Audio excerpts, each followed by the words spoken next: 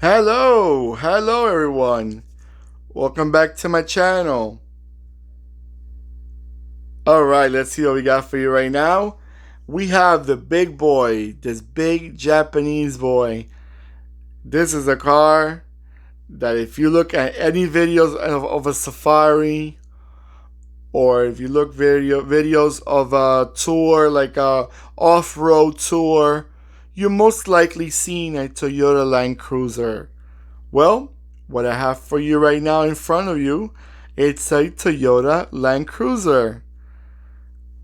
This is a mid-age, I'm not sure exactly around what years are these, but let me tell you a little bit more about Toyota Land Cruiser. The Toyota Land Cruiser has been out there since 1951. So this is this is a car that's been out there model after year after year.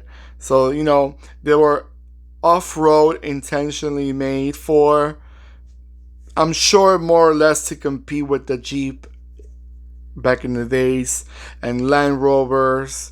I guess the Japanese came out with a car that kind of could compare off with European and American brands. But they were, these cars were pretty good. By the way, they're still making up to today. And they sold, I was reading the other day, Toyota Land Cruisers, they sold more than 10 million since they came out. Now that's something that not every brand out there could say, and that they have an off-road car. SUV off-road that been out there since 1951 with no interruptions, and they are, everybody knows that Toyota Land Cruisers are one of the most reliable cars out there, and they're desired everywhere. Sadly, in America, we do not longer have the Toyota Land Cruiser. I'm not sure why. Ask the Toyota brand to answer you that, because unfortunately I don't have. I think they were not sold very well in America after a few years in the early 2000s or mid 2000s. I'm not sure exactly, but I know unfortunately we don't have it, because right now they're more into the mid-size SUVs and also the car-like SUVs that they call them car-like when their ride are very similar to a car. And definitely the Land Cruiser does not fall into that category. This is a big boy. These are the old school off-roaders. Now, before I forget, I don't think I mentioned, this is a 143 scale and is made by Prado. Prado is one of the diecast brands. If I'm not mistaken, it's a Spanish diecast brand. There are an average diecast brand. They're not quite that expensive, even though some of their models are not easy to find. So if you collect a Del Prado, you're probably gonna have a good chance of finding them quite cheap.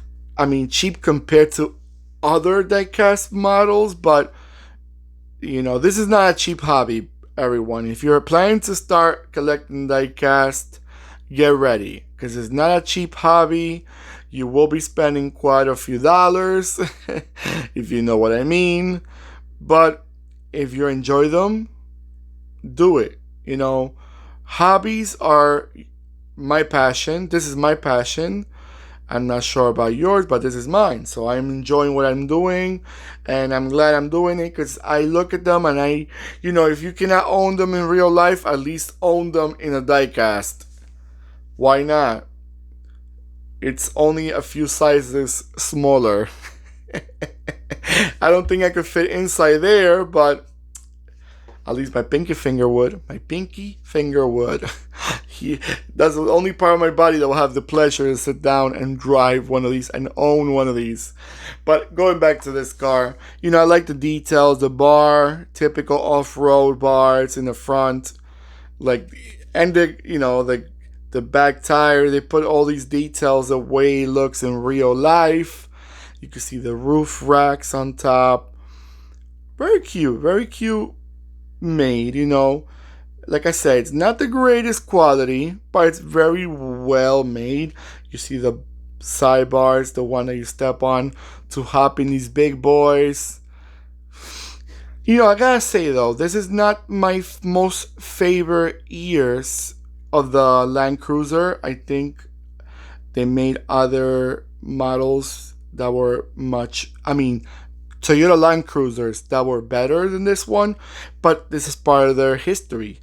This is part of their, lifespan. So this is part of their group also. All right, let me stop talking all this nonsense and you can have a nice look at this car and enjoy it. All right.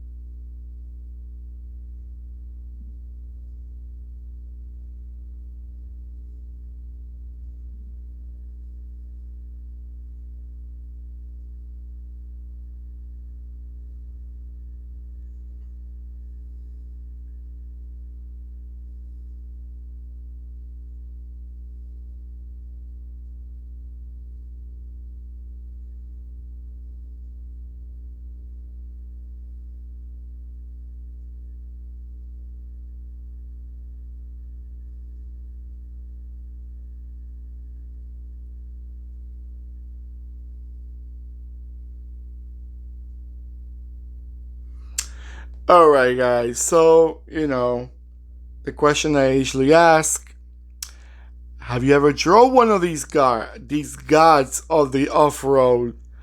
These are truly the one of the kings of the off-road experience. Have you ever drove one of these? Have you ever owned one of these? Even better. One thing is driving, one thing is owning one of these. Now, have you ever seen one of these on the road? This specific model myself, I never seen them. Never seen this model. I've seen Toyota Land Cruisers, obviously, but not this model. I've seen the older ones, and I think I even saw the newer ones, but I've never seen this one specifically. But do you still see them on the roads? This specific model right here.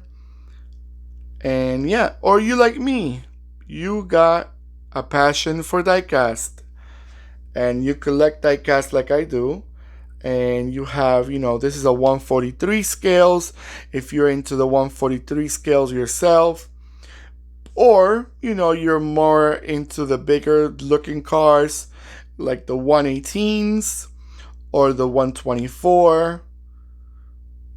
Or then you're the total opposite, you're more into the Hot Wheel, Matchbox, Majorette, Atomica size like the 164 or the 172s or the 187s. That's the good thing about collecting diecast. You got so much options out there. If you don't like one size, you got the other. I have to say it, I said in other videos, I think if you like to collect all types of diecast, like different models and models that you would not even expect to see in a diecast, I think 143 is the best diecast scale because it has the most options for you out there. You see everything, models that you don't even think you will ever see them in a diecast. You will find them, But I enjoy them. I enjoy a lot these collections. All right, everyone. So take care of yourselves, and I'll see you in my next video. Goodbye.